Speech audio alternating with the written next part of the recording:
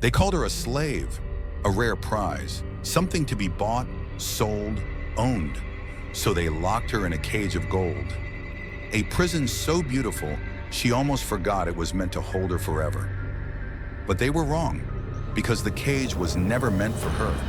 It was meant to keep something else out, something watching, something waiting.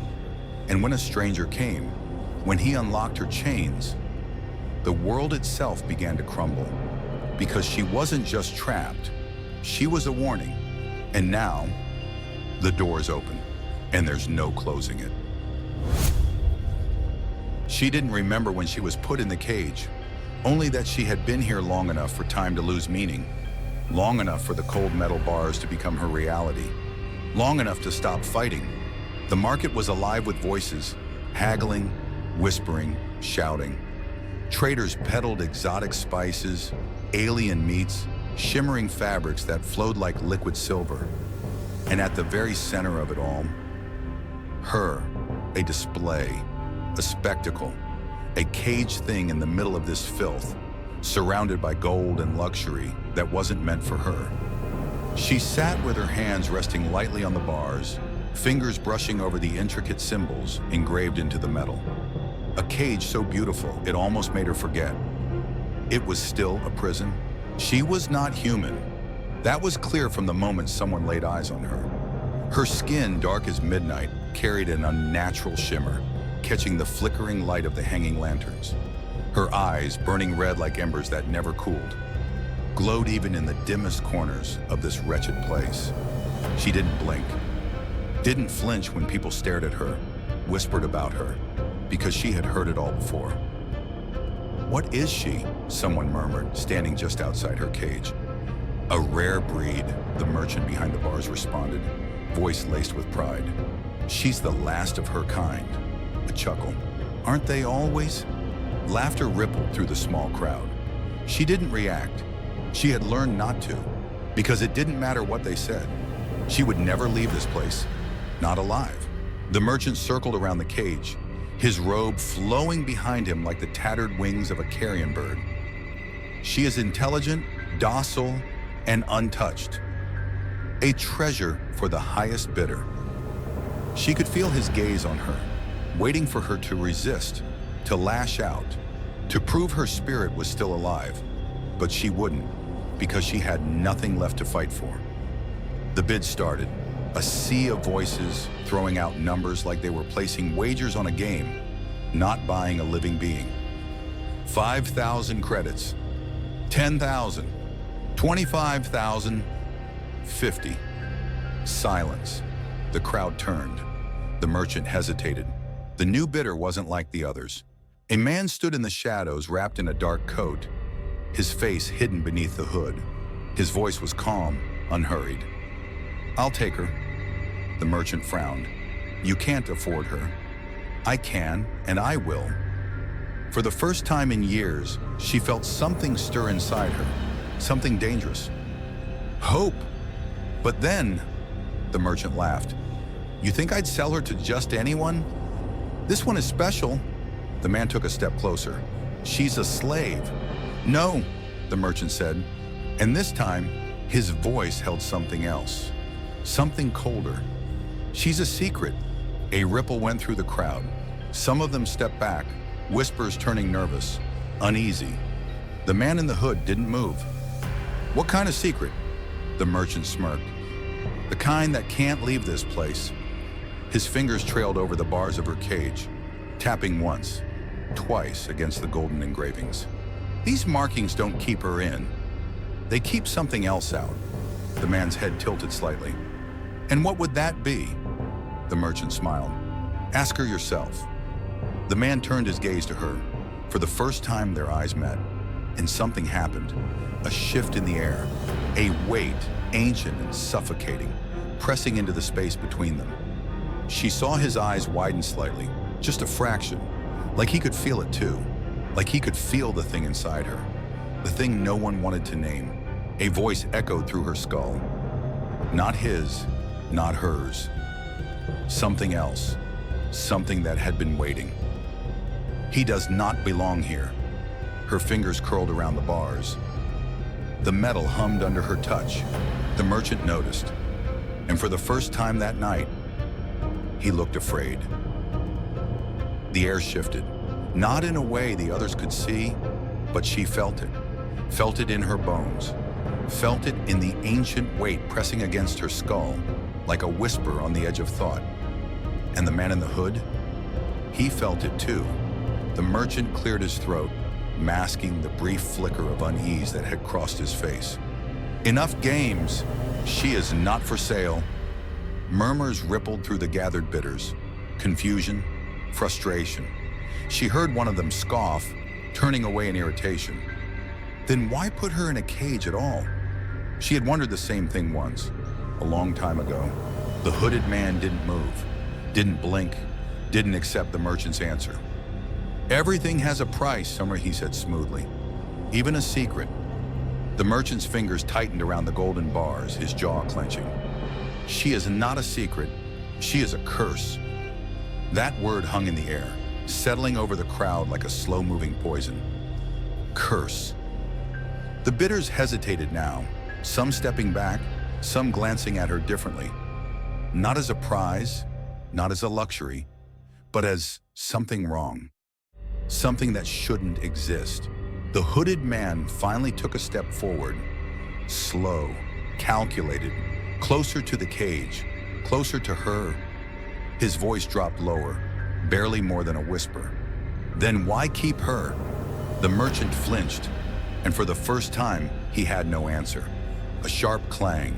One of the guards slammed the butt of his rifle against the stone floor, stepping between them. Enough! The tension snapped. The merchant straightened, quickly regaining his composure. Auction is closed, he barked. Get out! The hooded man didn't move.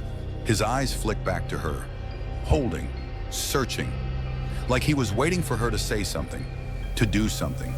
And deep inside, something inside her wanted to, but she didn't, because it wouldn't matter, because she knew how this ended, because the cage was all she had ever known, and it was all she would ever know. But then, something changed. The air grew colder, not just around her, around everyone. The merchant stopped mid-sentence, eyes widening in horror. The flames in the lanterns flickered, then dimmed, as if something unseen was pulling the heat from the air. And then, the markings on the cage began to glow. Whispers swept through the crowd, panicked, terrified. One of the guards cursed under his breath, backing away. It's happening again, someone muttered. Lock it down. Lock it down now. She sucked in a breath. Her fingers twitched against the bars. A low, vibrating hum began beneath her skin. Something ancient, something that had been waiting too long. No, not now, not again. She closed her eyes, forced it down, forced herself down. The glow in the cage's engravings flared bright, then died. The room exhaled, but it was too late. The hooded man had seen it, and now, he knew. The merchant's voice shook. Get him out of here. The guards moved forward. The hooded man didn't resist, didn't look away from her. Even as they dragged him back, even as he was shoved toward the exit, his gaze stayed locked on hers. And in that moment, she realized something. He wasn't afraid of her. He was curious, and that was far more dangerous. The market had returned to its usual chaos. Traders shouted prices. Buyers haggled over exotic goods. The smell of roasted meat and burning incense mixed thick in the air. But the cage in the center of it all was different now, because someone had seen, and he wasn't supposed to. She sat still, her breath slow, steady. But inside, she was unraveling. The hum beneath her skin hadn't fully faded.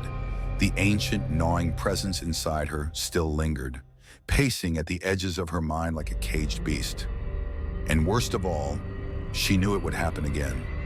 Soon. The merchant was furious. She could hear him not far away, speaking in low, harsh whispers with the guards. It's getting worse. She barely contained it this time. She's waking up. The last words sent a chill through her. Because they weren't wrong. She felt it. Something was changing. Something was no longer asleep. The merchant turned sharply, barking orders. Double the guards. No one gets close to the cage. If she loses control again, kill her. The words should have shaken her, should have made her afraid. But she wasn't, because she had already accepted that she would never leave this cage alive. And yet, the hooded man, he had looked at her differently, not with cruelty, not with disgust, but with understanding, as if he had been waiting for her, as if he had been searching for her, and something deep in her chest, something she had long thought dead, flickered. That night, the market was quieter. Most traders had closed their stalls. The crowds had thinned. Only the flickering lanterns remained, casting shadows along the stone walls. She sat in the dim glow, her fingers tracing the golden markings on the bars, her prison, her grave. And yet, she wasn't alone. She felt him before she saw him, a shadow, moving silently through the maze of stalls, drifting past the guards unseen. And then, he was there, standing just beyond the cage, watching her. "They're afraid of you," he said. His voice was quiet, smooth, almost curious. She lifted her gaze, locking onto his. "You should be too." He didn't flinch, didn't step back, didn't lower his hood. "I don't fear things I don't understand." She tilted her head slightly. "Then you are either very brave or very stupid." A ghost of a smile flickered at the corner of his lips. Maybe both. Silence stretched between them. Not awkward, not hostile, just waiting. And then he spoke again. "Tell me what you are." She laughed softly, a dry, hollow sound. "I would if I knew." The man exhaled slowly. He was studying her now. Not like the others did. Not like she was an object, a prize, a weapon. He studied her like a puzzle, a missing piece. "You weren't meant to stay in that cage." She leaned slightly forward, her voice barely above a whisper. "And yet, here I am." A sudden movement in the shadows. The guards, they had seen him. "You should go," she said. The man didn't move. "I'll be back." Her eyes narrowed slightly. "You assume I'll still be here?" His gaze didn't waver. "You assume I won't take you with me?" And then, just like that, he was gone. The guards rushed in, scanning, searching, but he had vanished into the night. They turned their eyes to her, as if she was the one who had let him in. The merchant pushed through them, his face twisted with barely contained rage. What did he want? She met his gaze, held it, and for the first time, she smiled. To understand, the merchant's face paled, because he knew. Curiosity was far more dangerous than fear. The merchant didn't sleep that night, neither did she. She could hear him pacing outside the cage, his footsteps uneven, restless. He was afraid, not of her, but of what was coming, because now, someone knew. The guards had doubled. They stood closer to the cage, hands gripping their weapons, watching her like she would tear through the bars at any second. She wouldn't. Not yet, because she had done this dance before, and she knew. The real chains were never the ones you could see. Morning came with a tense silence. The market slowly came alive, merchants setting up their stalls, traders slipping into their usual routines. But beneath it all, there was a crack in the foundation. She felt it. The merchants, the buyers. They whispered about the man in the hood, the one who had dared to ask questions, the one who had stared into the abyss and not looked away, the one who might just come back. She sat still in the cage, unmoving, unbothered. But deep inside, something was shifting, something was waiting. She had spent so long believing she would die in this cage, that no one would come, that no one could. And now, there was a possibility she had been wrong. That thought was more terrifying than the cage itself, because hope was a dangerous thing. The merchant approached the cage. His eyes were hard, calculating. "Do you know who that man was?" he asked. She said nothing. "Do you think he will come back for you?" A slow, deliberate smile curled at the edge of her lips. "I think you're afraid he will." His jaw tightened. His hand gripped the golden bars, fingers pressing into the engravings that had held her for so long. "You should be careful what you hope for." She tilted her head slightly, voice low, unbothered. "Hope is not what you should fear." "Then what should I fear?" She leaned closer, her eyes glowing faintly in the dim light. "Me." The merchant stepped back. For the first time in years, he looked at her like something he couldn't control, like something that might already be beyond his grasp. She had spent so long being a prisoner, being something contained, but now someone had seen her. And the second someone sees you, really sees you, you can never be caged the same way again. Hours passed, she waited, and then it happened. A distant boom, a vibration through the market, and then screaming. The guards snapped to attention. The merchant cursed. "No," he whispered, but she smiled, because she knew.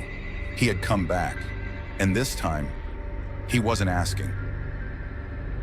The market was chaos, screams, gunfire, the sharp crack of explosions tearing through the air. He came back, and he didn't come alone. She gripped the bars of her cage, feeling the vibrations ripple through the metal.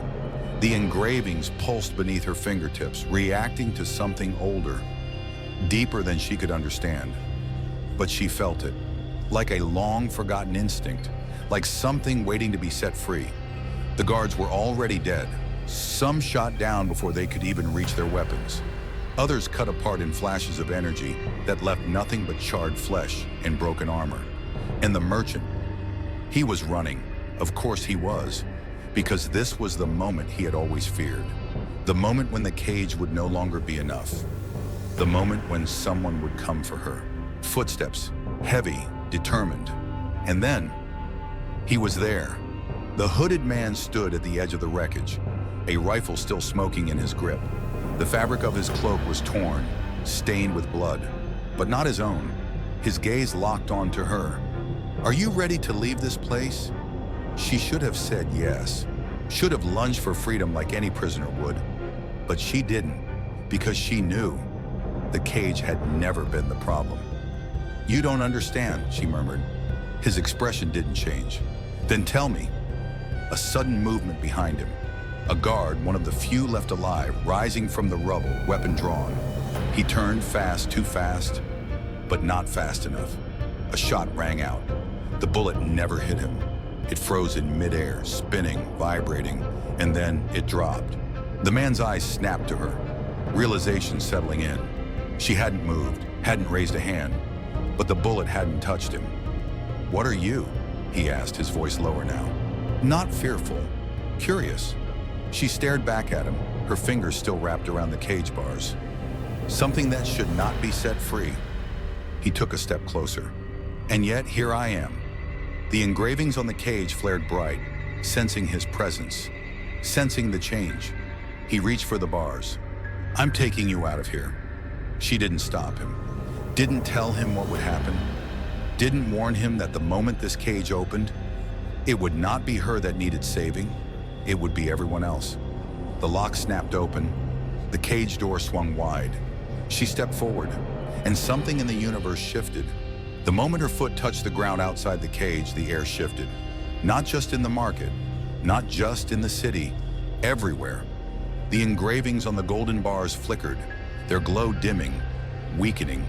The merchants who had once laughed, whispered, bid on her like an object. Now they stood frozen, their faces pale, eyes wide with a terror they didn't fully understand. Because they had been told a lie, told that the cage was meant to hold her in.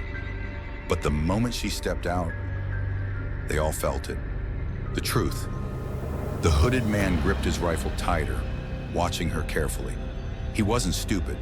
He had seen things before, things most men would run from. But this was different. He could feel it in his bones. A pressure, a weight, a whisper in the back of his skull. Something was awake now. and it was looking through her. The merchant stumbled back, shaking his head. "Put her back!" His voice trembled. "You have no idea what you've done." The hooded man turned sharply, gun raised. "Then tell me." The merchant swallowed hard, sweat beading along his forehead. His hands shook, his gaze darting between them, searching for an escape that didn't exist anymore. She was never supposed to leave, not because she's dangerous, but because something else is. A rumble rolled through the market, not from an explosion, not from any weapon. It came from the ground itself, deep, low, like the distant growl of something waking up, something hungry, and she felt it too, because it wasn't just outside of her, it was inside of her.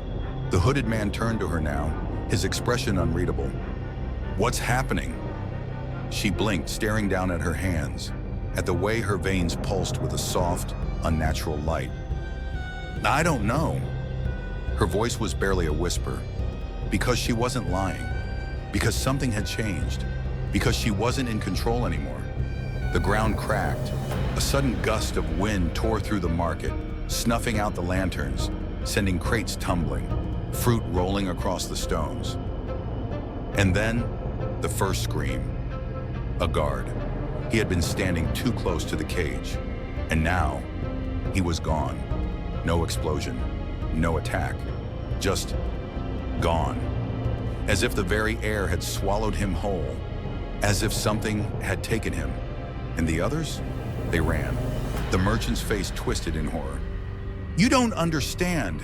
It's not her you should be afraid of." The hooded man's grip tightened around his rifle. "Then what the hell is happening?" The merchant's voice dropped to a whisper. She was never a prisoner. She was a warning. A lighthouse in the dark, keeping something else from stepping through. The hooded man's stomach twisted, because if the cage was meant to keep something out, and the cage was now empty, what was coming for them? The girl shook, her body convulsing slightly. She felt it crawling beneath her skin. Something pulling, stretching, unraveling. A memory, a presence, something older than her name. And then she heard it, a voice, low, endless, speaking directly into her skull. "You have opened the door. Now step through." The market was silent. No more merchants haggling, no more guards barking orders, no more screams. Just the weight of something enormous pressing down on reality itself, because the cage was open, and now something else had stepped through. The hooded man stood motionless, his rifle raised.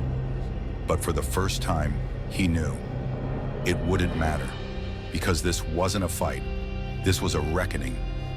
She stood at the center of it all, the girl they had caged, the girl they had feared, the girl they should have killed. Her body wasn't hers anymore.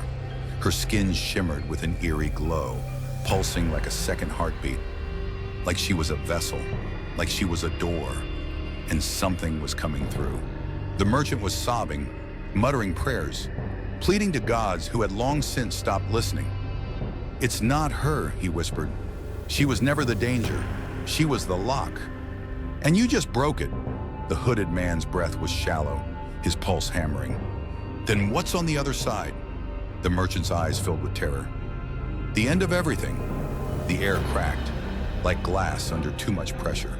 The ground shifted, folding in on itself. Reality bending, the marketplace warping, stretching.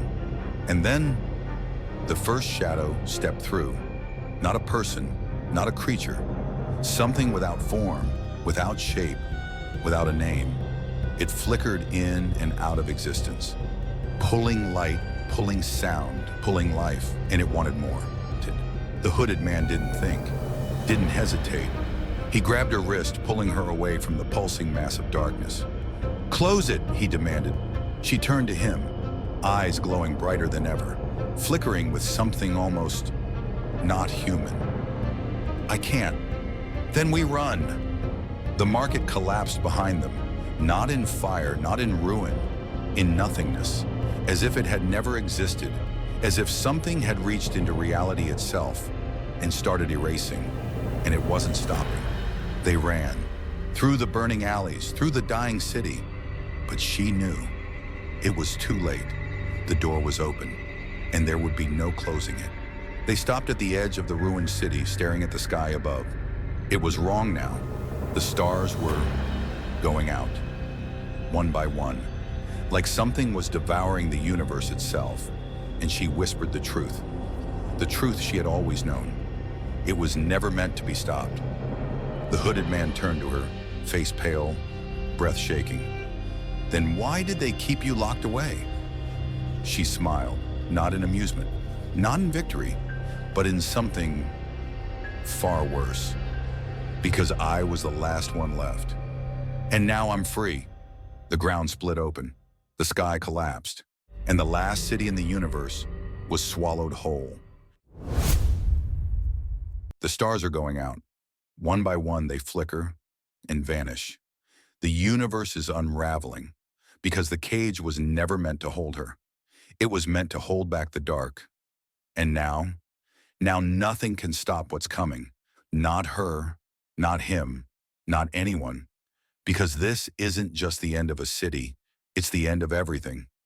But maybe, just maybe, it was always meant to end this way. What happens next? Will the darkness consume everything? Or is there something even worse waiting beyond the stars? Tell me your theories in the comments. And if you love dark sci-fi horror, don't forget to like, share, and subscribe to the channel for more terrifying stories that will haunt your dreams. Because in this universe, the unknown is never truly gone, and something is always watching.